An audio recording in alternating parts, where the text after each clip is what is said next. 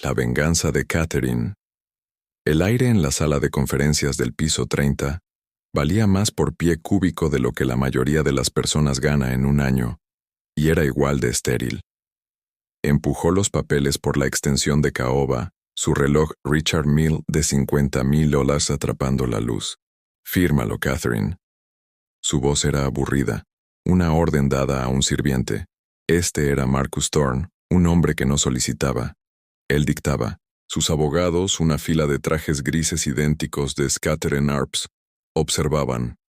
Vieron a una esposa trofeo a punto de ser desechada, pero no vieron su mano. Estaba firme. No vieron sus ojos. Eran claros, y ciertamente, no vieron la sonrisa que tocó sus labios mientras recogía la pluma. La sala era un monumento al poder corporativo. No era solo una sala de reuniones. Era un escenario meticulosamente diseñado por la firma de interiores Mir Davis para proyectar invencibilidad. La mesa era una única losa de caoba negra pulida de 40 pies, reflejando el sombrío horizonte de Nueva York como un espejo oscuro. Las sillas estaban tapizadas en cuero suave cosido a mano. En las paredes colgaba arte abstracto imponente, piezas tipo Rothko que no estaban destinadas a ser disfrutadas sino a ser poseídas. Catherine Brown, pronto a ser Catherine Rostova de nuevo, un nombre que no había usado en una década, estaba sentada en un extremo. Se sentía imposiblemente pequeña, pero había aprendido a proyectarse. Hoy no era la chica temblona que Marcus había descubierto. Llevaba un simple vestido vaina azul marino de la fila. Era elegante, anónimo, y lo más importante, se lo había comprado ella misma con una de las pocas tarjetas de crédito que él no monitoreaba. Su cabello rubio estaba peinado hacia atrás en una cola de caballo severa y brillante. Sin joyas excepto el delgado reloj de oro que su padre le había dado, el que Marcus siempre había intentado reemplazar con un trinquete encustado de diamantes de Cartier. En el otro extremo, flanqueado por su equipo legal, estaba Marcus Thorne. Marcus era un titán, o así lo llamaban las revistas financieras. Era el fundador de Thorne Capital, un gigante de la inversión privada conocido por sus tácticas de buitre despiadadas. Compraba empresas en dificultades, las desmantelaba y vendía el resto como chatarra, todo mientras entregaba ganancias asombrosas a sus inversores. Era guapo de una manera cruel y angular. Su traje a medida de Anderson and Shepard se le ajustaba como una segunda piel. Irradiaba un aura de arrogancia tan profunda que parecía bajar la temperatura de la sala. Su consejero principal, David Coble, socio senior en Goethe Lip y Rosen y Katz, deslizó el acuerdo de divorcio final por la mesa. Coble era el mejor en hombres que no discutían leyes. Él discutía palanca. «Señora Thorne», comenzó Coble, su voz un barítono suave y caro. «Creemos que encontrará esto equitativo. De hecho, es significativamente más generoso de lo que el acuerdo prenupcial dicta». Catherine no lo miró. Sus ojos estaban fijos en Marcus. Ya estaba verificando su teléfono aburrido con los procedimientos. Ya se había movido. Su nueva novia, una modelo de 22 años, probablemente estaba esperando en el vestíbulo de su nuevo ático. «Equitativo», repitió Catherine, su voz suave. La palabra se quedó en el aire. Coble se aclaró la garganta, sintiendo un enganche. Un pago de suma global de 5 millones. El apartamento en Tribeca y por supuesto el acuerdo de confidencialidad es absoluto y vinculante en perpetuidad en todos los universos conocidos y futuros. Casi sonrió ante su propio floreo legal. 5 millones. Para cualquiera, una fortuna. Para Marcus Thorne, era lo que encontraba entre los cojines del sofá. Su propiedad principal en Greenwich valía 80 millones. La casa de playa en los Hamptons, 45 millones. El arte que estaba mirando fácilmente 100 millones. Su patrimonio neto se estimaba en 122.4 mil millones. «Me está ofreciendo el 0.04% de su riqueza», dijo Catherine, aún mirando a Marcus. La máscara profesional de Coble se contrajo. «Sus contribuciones al matrimonio, aunque apreciadas, no fueron financieras, señora Thorne. El acuerdo prenupcial es irrompible. Esto es un regalo. Finalmente, Marcus levantó la vista, sus ojos azules tan fríos como la torre de cristal en la que estaban. Fírmalo, Catherine. No seas tediosa. Eras una investigadora en CBS cuando nos conocimos. Estabas catalogando las vidas de otras personas. Te di una vida. Ahora te la estoy quitando. Toma el dinero y vete. Ahí estaba. El despido. La crueldad casual que se había convertido en todo su mundo. Durante 10 años, había sido su linda y pequeña joya. Él la elogiaba su belleza, su gracia, en sus galas interminables en el Met o el Frick, su capacidad para hablar 4 idiomas para encantar a sus inversores internacionales.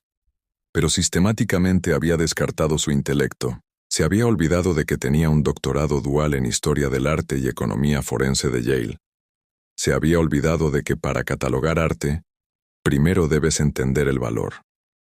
Es una oferta generosa, Marcus, dijo, su voz firme. Marcus se reclinó triunfante.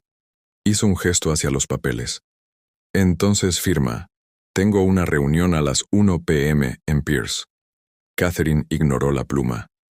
5 millones está bien. Coble se relajó. Los abogados de Scatterton Arps se relajaron. Pero ella continuó. Quiero otra cosa. Un trinquete por valor sentimental. Marcus suspiró molesto. ¿Qué? ¿El collar de Cartier? Los diamantes están bien. Dile a mi asistente que... No, dijo Catherine. Metió la mano en su simple bolso de cuero y sacó una sola hoja de papel doblada cuidadosamente. No era un documento de su pequeño abogado, quien estaba pálido y silencioso a su lado. Era un documento que ella había redactado. Lo deslizó por la mesa. Quiero eso. Coble lo arrebató, sus ojos escaneando. Su ceño se frunció en confusión. Este es un documento de transferencia de activos para una LLC de activo único. Trident Holdings, LLC. Miró a Marcus. ¿Es una de tus empresas fantasma? El archivo listado es un auto.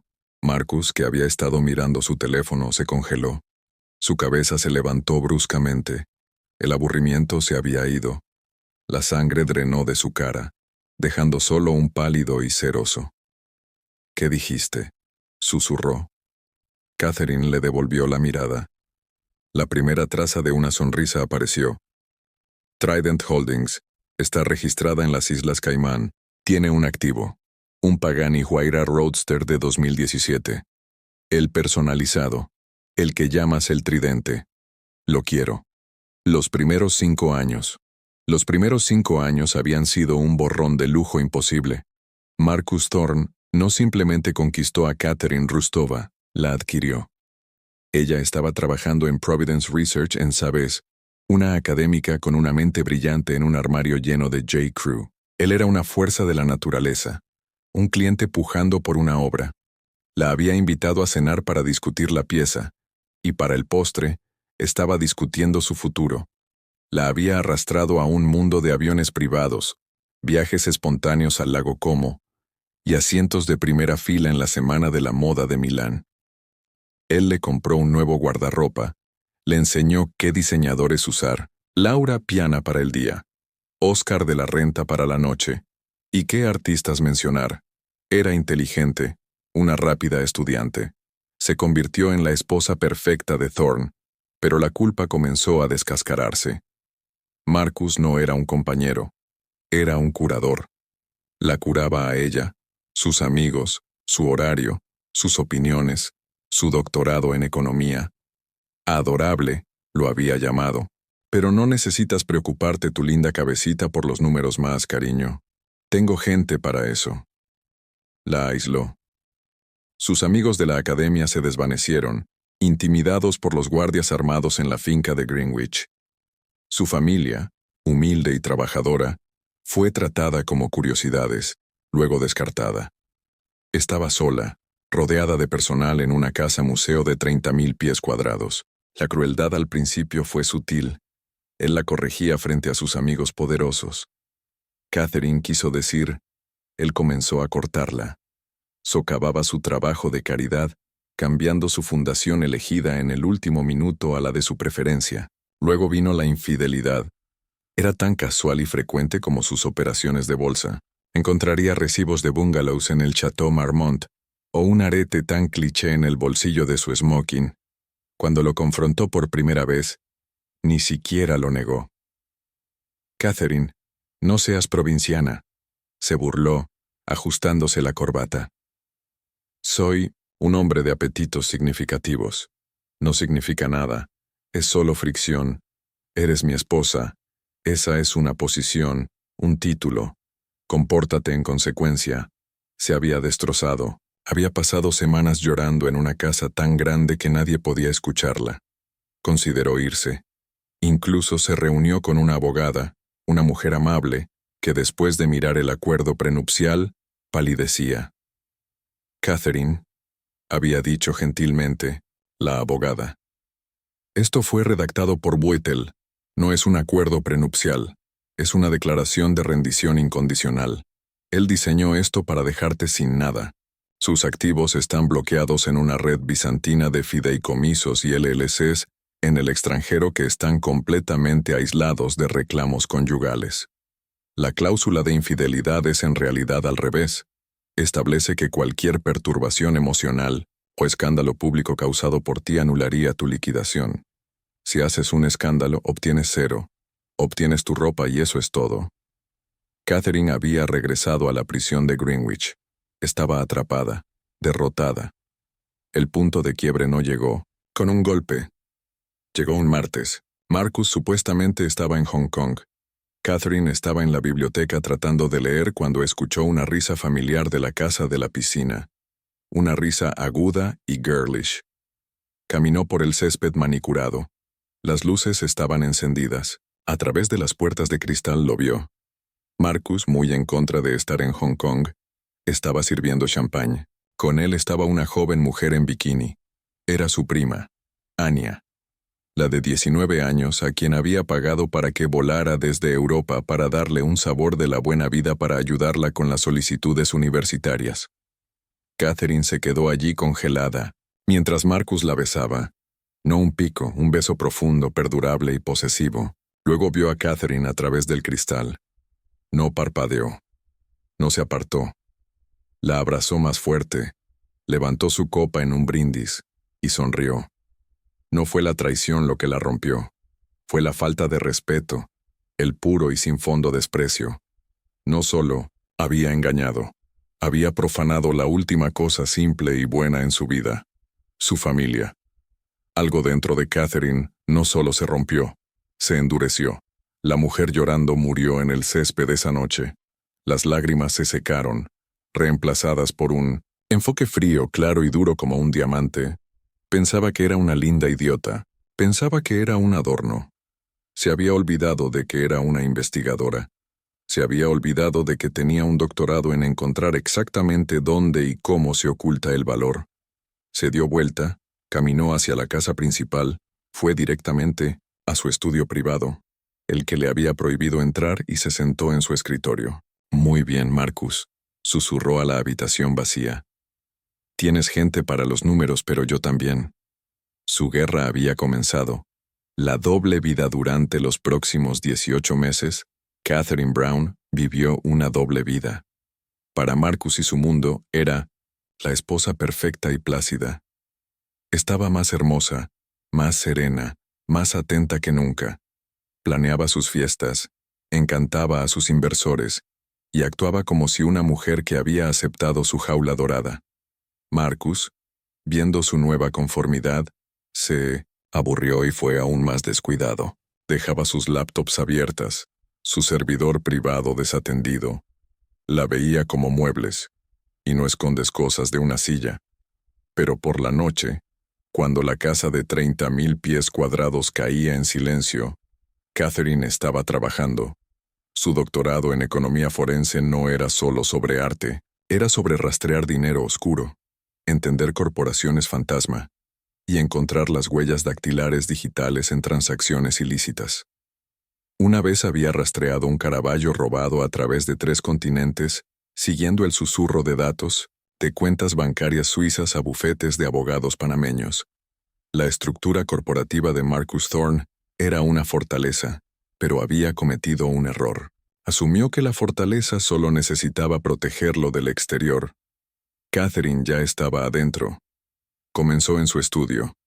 Usaba un servidor biométrico de última generación bloqueado para su negocio de Thorn Capital.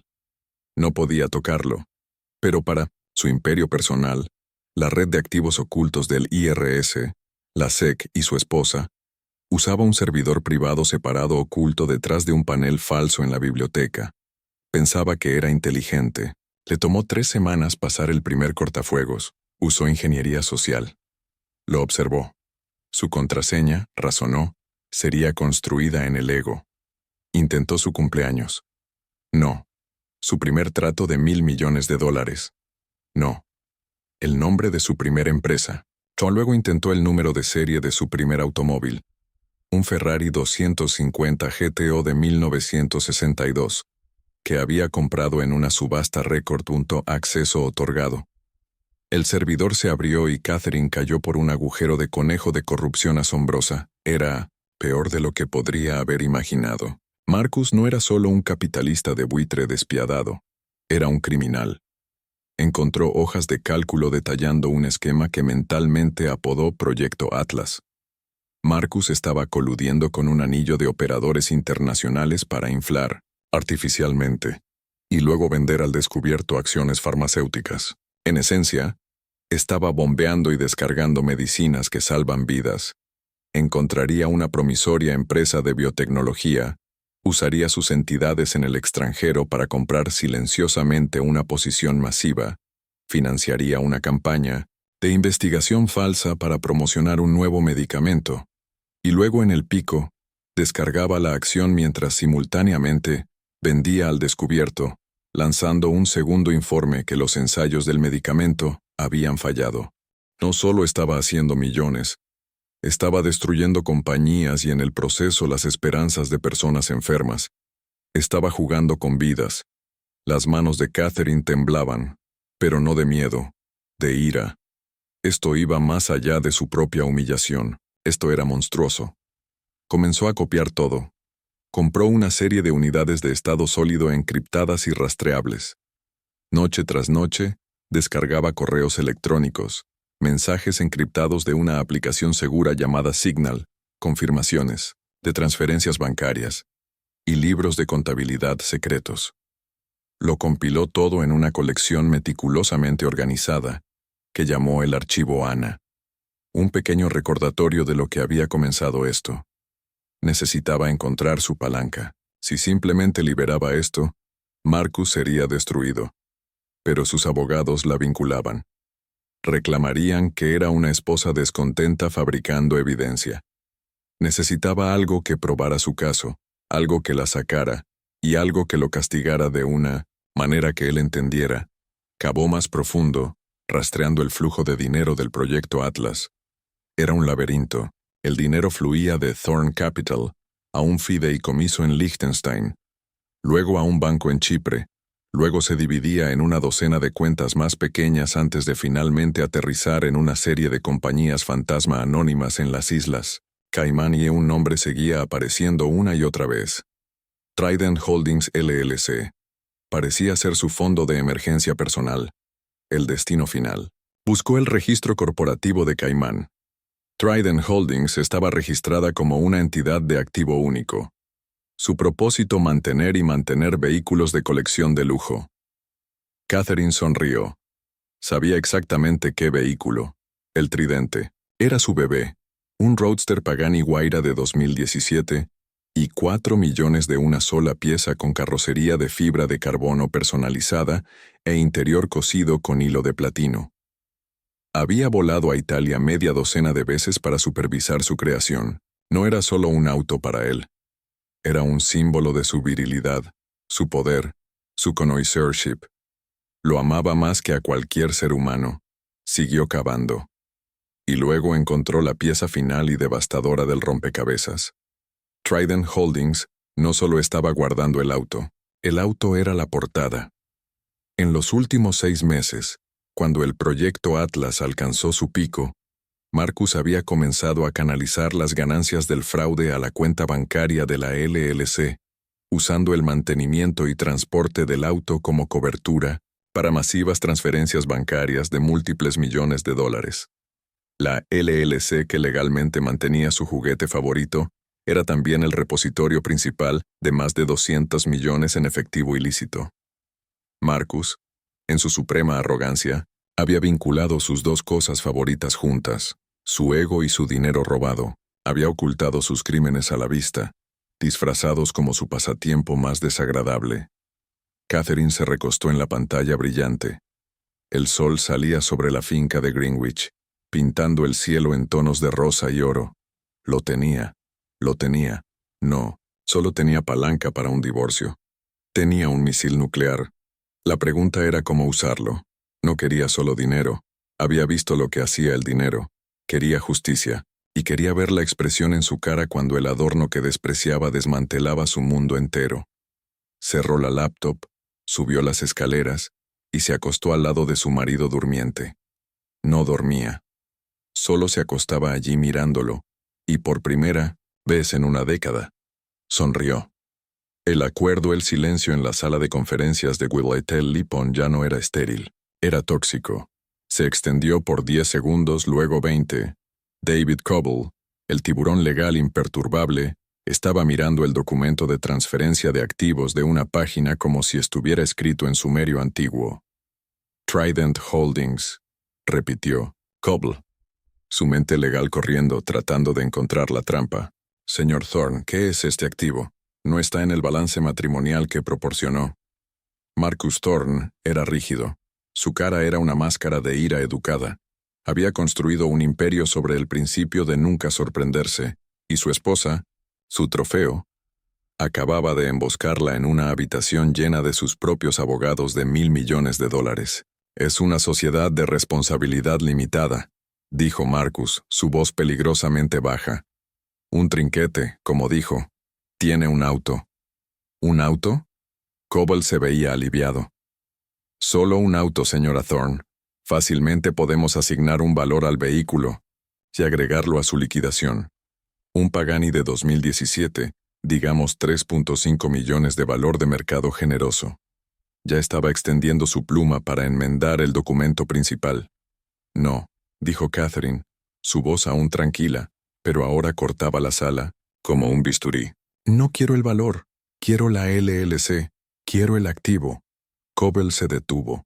Esto era irregular. Eso no es cómo se hace esto.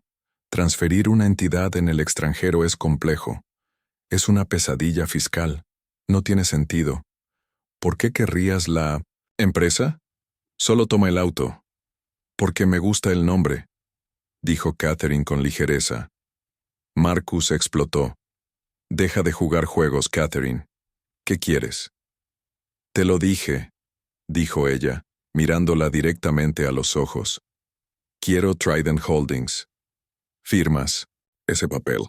Firmo estos. Es tan simple. Coble miró a su cliente. Marcus, ¿hay un problema? Es solo un auto.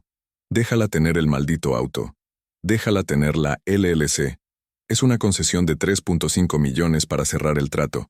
Es un error de redondeo. Pero Marcus no estaba mirando a Coble. Estaba mirando a Catherine. Un horror nauseabundo y creciente extendiéndose por sus características. Entendía. No sabía cómo lo sabía, pero sabía que ella lo sabía. ¿Qué sabes sobre esa empresa? Gruñó. Sé que es donde guardas tu juguete favorito, dijo Catherine. Marcus Coble intervino, su voz endureciéndose. ¿Hay algo sobre este activo de lo que deba estar consciente? Proporcionó una divulgación financiera completa y sincera.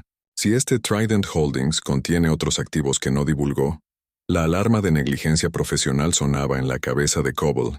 Había construido su reputación en la honestidad de su cliente. Al menos su honestidad con él. No es nada, gruñó Marcus. Es una entidad limpia. Tiene el auto, eso es todo. Estaba mintiendo, y era un mentiroso terrible. Nunca tuvo que ser bueno en ello. Generalmente solo se abría paso. Entonces firma, dijo Catherine. Esto es chantaje. Soltó uno de los abogados más jóvenes de Scatteren. Catherine's propio abogado, Rebecca Shaw, un bulldog tranquilo e implacable, que Catherine había contratado de un pequeño bufete de litigio, finalmente habló. «No es chantaje, consejero», dijo Rebecca, su voz crujiente. «Es una contraoferta. Mi cliente está dispuesta a renunciar a todos los derechos a un patrimonio multimillonario a cambio de esta única y sin valor LLC. Una LLC que acaba de confirmar en el registro que solo tiene un vehículo depreciable. Diría que ese es el trato del siglo para el señor Thorne. La trampa estaba puesta. Era perfecta. Si Marcus firmaba, le estaría entregando a Catherine las llaves de todo su reino criminal. Le estaría dando la cuenta bancaria con 200 millones en ella. Si se negaba a firmar, estaría admitiendo ante todo su equipo legal que había mentido. Que la LLC no era solo un auto, que había ocultado activos conyugales y cometido perjurio en sus divulgaciones financieras. Estaría invalidando todo el procedimiento de divorcio, invalidando el acuerdo prenupcial y abriéndose a una auditoría forense ordenada por la corte de todo su imperio. Y Coble, para salvar su propia reputación, sería el primero en insistir en ello. Marcus Thorne estaba atrapado entre la ruina y la aniquilación. Miró a Catherine, la mujer que había llamado su ornamento de poco durante una década. Su expresión era tranquila, serena y completamente ilegible. «Tú», susurró, su voz espesa con un odio tan potente que era casi físico. «Tú, perra». Catherine no se inmutó. «He sido llamada cosas peores. Principalmente por ti en tu propia casa». Recogió la pluma de fuente chapada en oro de la mesa. La descapuchó y colocó la tapa cuidadosamente al lado de la página de firma de su liquidación. «Firma mi papel, Marcus», dijo. «O podemos hacer que el señor Coble aquí programe la deposición de sus contadores forenses. Y mientras estamos en ello, podemos enviar una citación a los archivos del proyecto Atlas. Estoy segura de que la SEC estaría fascinada en aprender sobre tus aventuras de biotech». La cabeza de David Coble se giró hacia Marcus. «¿Proyecto? ¿Qué?». El color desapareció de la cara de Marcus. Era blanco. Estaba acabado. «¿Dónde está el archivo, Ana?», siseó, su voz apenas audible. La sonrisa de Catherine se amplió. «Anya, mi prima. No sé de qué hablas, Marcus. Solo soy una mujer simple que quiere el auto de su esposo por razones sentimentales. Ahora firma». Con una mano temblorosa, Marcus Thorne recogió la pluma. Miró el documento de transferencia de activos. Toda su vida, su imperio de 122,000 millones, su reputación, su libertad, todo en equilibrio sobre la punta de esta pluma. Miró a sus abogados, sus caras una mezcla de confusión y pánico creciente. Miró a Catherine, sus ojos tan fríos y brillantes como los diamantes que alguna vez la cubrieron. El clic de la pluma sobre el papel fue el sonido más fuerte que Catherine había escuchado nunca. Escribió su nombre. Marcus A. Thorne. La firma era irregular, furiosa, una herida en la página. Tiró la pluma. Se deslizó por la caoba e impactó contra el piso. Catherine calmadamente tomó la transferencia firmada, revisó la firma y se la entregó a su abogado, Rebecca, quien la deslizó en un maletín con un chasquido profesional y tranquilo. Luego Catherine tomó la pluma de fuente del piso, recogió el acuerdo de divorcio y firmó su nombre, Catherine Brown Rostova. Empujó la pila de papeles hacia David Coble. «Ha sido un placer, caballeros», dijo, poniéndose de pie. Catherine ajustó la correa de su bolso de lona en su hombro. Ella y Rebecca Shaw comenzaron a caminar hacia la puerta. «Espera», dijo Marcus. Su voz era hueca. Catherine pausó su mano en el pomo de la puerta pesada de latón, pero no se dio vuelta. «El archivo», dijo. «El archivo de Ana. Dámelo. Ahora tenemos un trato». Catherine se volvió lentamente. Lo consideró con una especie de curiosidad desapegada, la forma en que un científico podría considerar un espécimen en un frasco. «¿Qué archivo, Marcus?»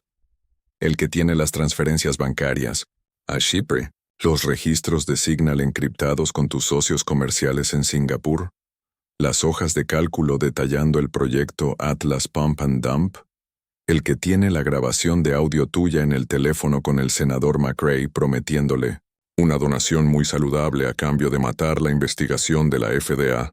David Coble se veía como si fuera a ser físicamente enfermo. Ya estaba retrocediendo de Marcus como de un portador de plagas. Marcus, ¿qué has hecho? Marcus lo ignoró, sus ojos fijos en Catherine. Dámelo. Oh, Marcus, dijo Catherine, y rió. No era un sonido feliz. Era un sonido de pura liberación sin adulterar. ¿Todavía crees que esto es una negociación? ¿Todavía crees que estás en control?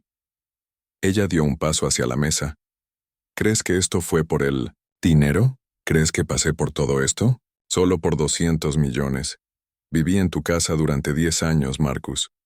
Podría haber esquilmado esa cantidad del presupuesto de gestión de la casa si lo hubiera querido. Se inclinó, colocando sus manos en la mesa pulida, acercándose a él. Esto, dijo su voz bajando a un susurro, fue sobre justicia. Fue sobre las familias que perdieron sus ahorros porque vendiste al corto su empresa a la ruina. Fue sobre los pacientes que murieron esperando un medicamento que destruiste por un pago. Fue sobre mí, la idiota hermosa que humillaste durante una década. Y fue sobre mi prima de 19 años cuya vida intentaste arruinar solo para fastidiarme. El archivo se ahogó. El archivo. Catherine se levantó. El archivo de Ana fue entregado por mensajero seguro a 2 lugares hace 4 horas. En el momento en que mi abogado confirmó tu transferencia bancaria para la liquidación inicial de 1.905 millones, el archivo fue puesto en depósito. Los paquetes fueron enviados. Marcus' ojos se abrieron con puro terror sin comprender. Una copia, continuó Catherine contando con un dedo.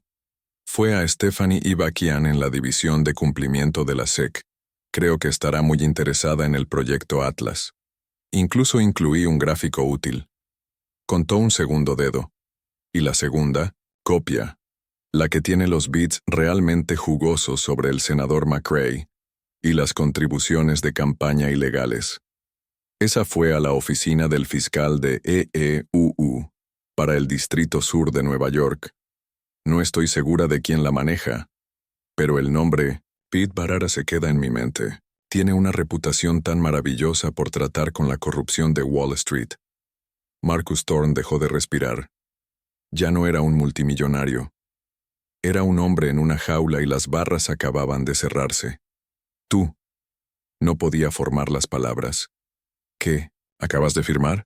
Dijo Catherine haciendo un gesto al papel en el maletín de Rebecca. No era un trato, no era chantaje. Era un regalo de despedida. ¿Ves? Sabía que los federales eventualmente congelarían todos tus activos. Todos ellos. Las casas, el arte, las cuentas bancarias. Y ese 200 millones en la LLC de Tridente. Eso es evidencia. Se ha ido. Los confiscarán por la mañana. Ella sonrió, esa sonrisa devastadora regresando en toda su fuerza. Pero no son una compañía de reposesión. No les importa el auto. Y como tan amablemente firmaste la LLC a mi nombre, y acabo de presentar la transferencia de título con el registro de Caimán a través del portal encriptado del abogado de mi abogado, el Pagani es mío. La única cosa de valor que te queda en el mundo que los federales no obtendrán sus manos. Lo había hecho. Había quemado todo su imperio corrupto hasta las cenizas. Se había llevado todo de él, su dinero, su libertad, su reputación. Y a cambio, ella se había llevado su juguete favorito. Estás arruinado, Marcus, dijo simplemente. Solo eres el último en saberlo. Se dio vuelta y salió de la sala de conferencias. Rebecca Shaw la siguió, cerrando la puerta silenciosamente detrás de ella, dejando a Marcus Thorne solo en su torre de cristal, con sus abogados asustados de $2,000 por hora, escuchando el sonido distante del acercamiento de las sirenas. La salida. El viaje en ascensor desde el piso 30 fue un vacío. La caja forrada en madera descendía, y Catherine sintió el cambio de presión, no solo en sus oídos, sino en su alma. La sala de conferencias del piso 30, con su silencio tóxico y presurizado de egos en guerra, había sido un campo de batalla. Este ascensor era una cámara de descompresión. Al lado suyo, Rebecca Shaw estaba completamente inmóvil, su mirada fija en los números que desaparecían. Su cara, que había sido una máscara de acero de fiscal hacia arriba, ahora era pálida, la adrenalina drenándose, dejando solo un asombro profundo y vibrante. Las puertas sonaron suavemente, un sonido casi cómico después de la magnitud de lo que había sucedido. Se abrieron al vasto vestíbulo cavernoso de la Torre 51st Street. Era una catedral de mármol gris veteado y árboles de ficus altos y sin vida. Hombres y mujeres en trajes caros se apresuraban, sus ojos pegados a los teléfonos, sus mentes en operaciones y reuniones, inconscientes del hecho de que uno de sus dioses acababa de ser derribado del cielo. Catherine y Rebecca caminaron al unísono, sus tacones haciendo clic en un ritmo agudo y constante sobre la piedra pulida. Se detuvieron cerca de las puertas giratorias, una pequeña isla de inmovilidad en la corriente de las altas finanzas. Bueno, dijo Rebecca, su voz baja. Ajustó el maletín de cuero pesado que contenía la pieza de papel más cara de Nueva York. Eso fue... Buscó la palabra. Bíblico. He visto tomas de control hostiles. He visto redadas corporativas. Lo que acabas de hacer, señorita Rostova. Eso fue un cambio de régimen. Fuiste esencial, Rebecca. Nunca parpadeaste, dijo Catherine dándose la vuelta hacia ella. Rebecca asintió con un movimiento corto y agudo. El profesionalismo estaba de vuelta, un escudo golpeando en su lugar. A partir de este momento, nuestro privilegio abogado-cliente es una fortaleza. Pero me voy a mi oficina. Voy a tomar cada pieza de comunicación digital y física que hemos compartido y voy a hacerla incinerar profesionalmente. Mi retención fue pagada en su totalidad de la cuenta de depósito. Nuestras comunicaciones nunca existieron. ¿Me entiendes? Perfecto. Bueno, Rebecca extendió una mano. Su agarre era firme, seco y fuerte. No sé a dónde vas, señorita Rostova, pero sospecho que te irá bien. Lo mismo para ti, Rebecca. Soltaron su agarre. Fue un reconocimiento final y silencioso. Dos aliados en una guerra encubierta ahora disolviendo su pacto. Rebecca Shaw giró a la izquierda, sus tacones sensatos haciendo clic hacia la entrada del metro, desapareciendo de vuelta en el mundo anónimo de trabajadores de 9 a 5. Catherine giró a la derecha, empujó a través del cristal pesado de la puerta giratoria, y la ciudad la golpeó. El aire no era la atmósfera estéril, filtrada y controlada por temperatura de la torre de Marcus. Era real. Era afilado, fresco y vivo, oliendo a pretzels húmedos, escape diésel y el débil aroma dulce de nueces tostadas de un puesto callejero. Durante 10 años, se había movido a través de esta ciudad en la burbuja blindada de un Maybach con chofer. Ahora sus pies estaban en el pavimento. Era solo otra mujer en un vestido azul marino, y el anonimato era el sentimiento más intoxicante y lujoso que jamás había conocido. No pidió un taxi. Caminó 2 cuadras al sur y 1 cuadra al este, su ritmo rápido y propósito. Llegó a la entrada discreta y sin marcar al garaje subterráneo privado. Era menos un estacionamiento y más una bóveda bancaria, una fortaleza de hormigón climatizada donde Marcus guardaba sus autos de ciudad, vehículos demasiado raros y costosos para dejarse en la finca de Greenwich. Presionó el intercomunicador. Un momento después, un timbre sonó y una puerta de acero pesada y sin ventanas se deslizó abierta.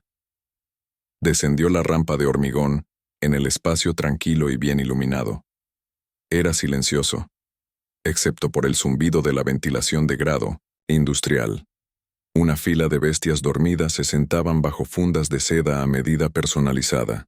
Un Rolls-Royce Phantom negro, un Aston Martin DB11 plateado, un Ferrari 275 GTB Vintage en rojo clásico. El asistente, un hombre de 50 años llamado Miguel, salió de su pequeña cabina de cristal secándose las manos con una servilleta. Se veía sorprendido, luego nervioso. Catherine nunca estaba aquí, y ciertamente nunca estaba aquí sola. «Buenas tardes, señora Thorne», dijo, una nota de precaución en su voz. «Es señorita Rostova ahora, Miguel». dijo su voz, amable pero firme. Era la primera vez que usaba su nombre de soltera con un extraño. Se sentía sólido. Correcto. ¿Está el señor Thorne viniendo a usted? No, no lo está, dijo Catherine. Me tengo que llevar el tridente hoy permanentemente. Miguel's eyes went wide with genuine fear. He physically recoiled. Señorita Rostova, yo no puedo. Por favor, sabes las reglas. El señor Thorne. Nadie está permitido tocar ese auto. Tendría mi trabajo. Tendría mi... Por favor, dijo Catherine suavemente. Él no tiene más autoridad sobre este garaje. No tiene más autoridad sobre ti. Y no tiene más autoridad sobre mí. No discutió. No suplicó. Simplemente desdobló el documento y lo sostuvo. Miguel vaciló. Luego lo tomó. Era un hombre que estacionaba autos, pero vivía en un mundo de poder. Podría no haber entendido las complejidades legales de Trident Holdings, LLC, pero conocía dos cosas al instante. El membrete imponente con grabado de Webutel Lip y Rosen y Katz, y la firma furiosa, irregular e inconfundible de Marcus A. Thorne en la parte inferior. Miró del papel al llavero en su otra mano, luego a su cara. Vio su mirada calmada y estable. Recordó el número de veces que tuvo que limpiar copas de champán y labial manchado fuera del Maybach. Recordó la forma en que el señor Thorne le había hablado a esta mujer. Un tono de despido casual y brutal que siempre hizo que Miguel se estremeciera. La dinámica de poder de su mundo entero se había invertido. Una sonrisa lenta y conocedora se extendió por su cara. Era la sonrisa de un hombre que le acababan de decir que la revolución había terminado y su lado había ganado. Sí, señorita Rostova, dijo. El señora Thorne olvidada. La traeré ahora mismo. Está en la bahía, climatizada. Se apresuró no hacia el piso principal, sino hacia una puerta de acero pesada e aislada al fondo del garaje, que desbloqueó con una llave separada. La puerta se abrió con un siseo, revelando una habitación más pequeña y privada. Catherine esperó. Un momento después lo escuchó. No era el ronroneo educado de un sedán de lujo. Era un profundo, gutural, ronquido furioso. El sonido de una bestia enjaulada despertando. El Pagani Huayra Roadster rodó de la bahía.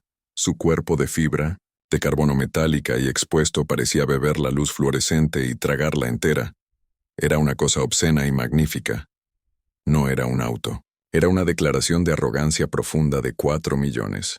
Una escultura de aerodinámica y ego. Cada línea era agresiva, cada respiradero y ala funcional. Se veía menos como si estuviera construido para la carretera, y más como si estuviera diseñado para lograr la órbita. Se detuvo frente a ella. El motor B12 de Mercedes AMG gruñendo. El cuádruple escape sonando un bajo tono amenazante que vibró en el pecho de Catherine. Miguel bajó y caminó hacia ella, sus ojos brillando. Ella tiene el tanque lleno, señorita Rostova. Al señor Thorne le gustaba tenerla lista, le gustaba mirarla. Caminó al lado del pasajero y abrió la puerta de mariposa dramática, que se levantó como un ala rota. Luego caminó alrededor y abrió la puerta del conductor. Gracias, Miguel, dijo. Se deslizó en el asiento del conductor.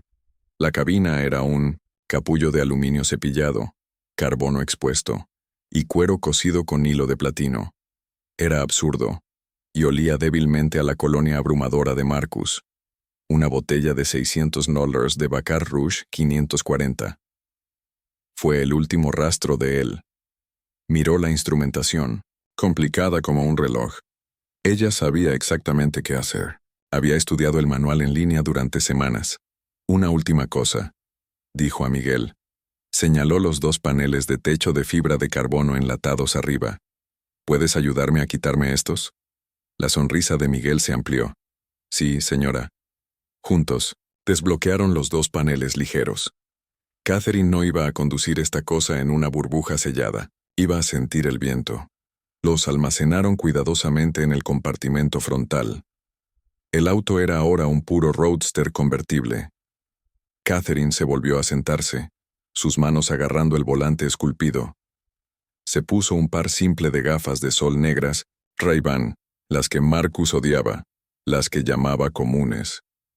Miró a Miguel, quien estaba de pie claro, viéndola con una expresión de puro deleite sin adulterar.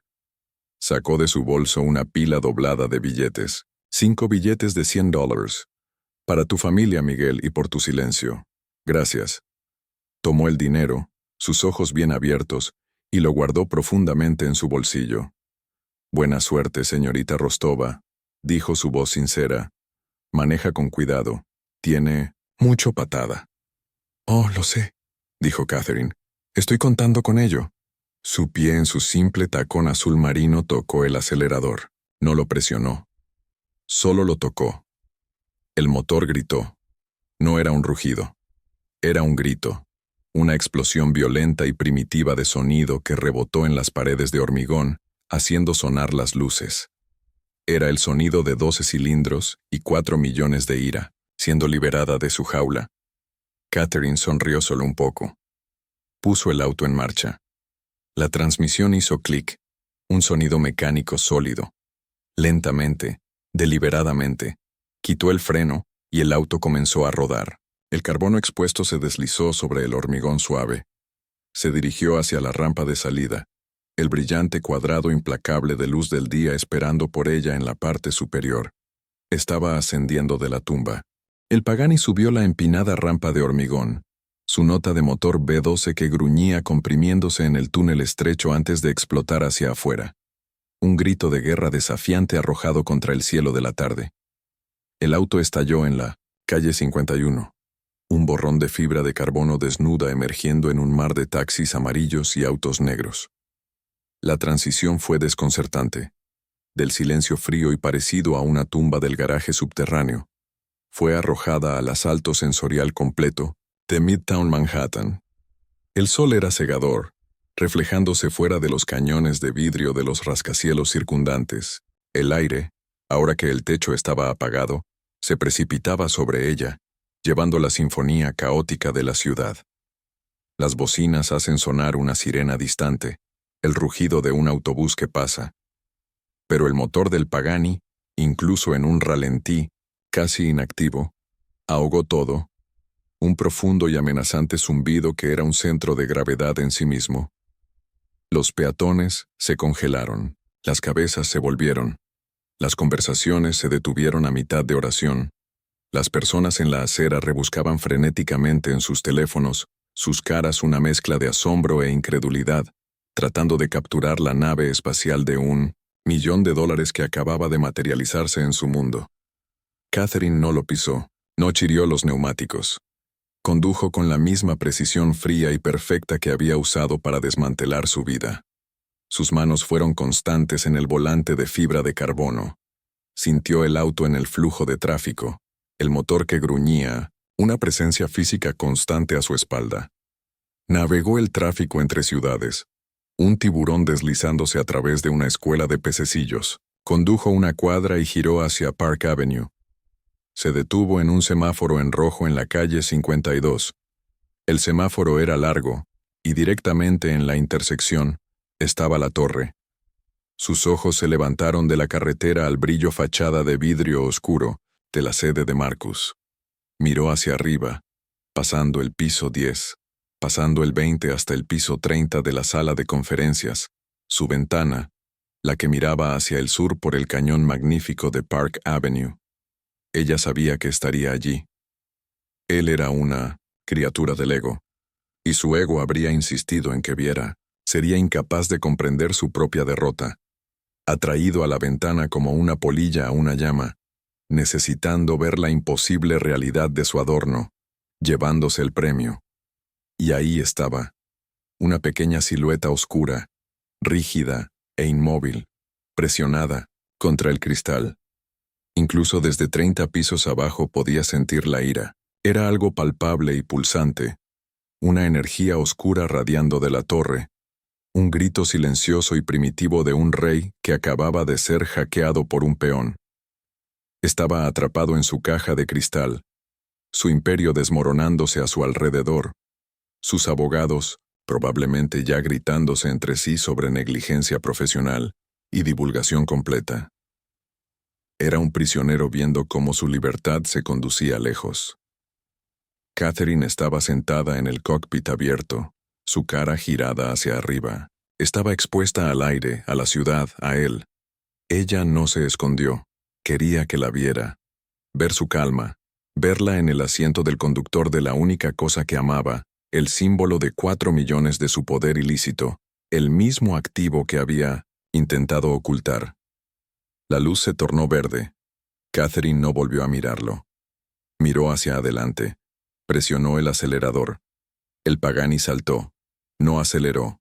Detonó. El motor de 754 caballos de fuerza gritó. Los neumáticos traseros mordieron el asfalto, y la fuerza del lanzamiento la fijó contra el asiento de cuero. El sonido fue un chillido glorioso y desafiante que rasgó a través del zumbido educado de Park Avenue, un sonido de poder puro e inquebrantable. Era el sonido de su poder, ahora suyo, y lo estaba usando para dejarlo atrás para siempre.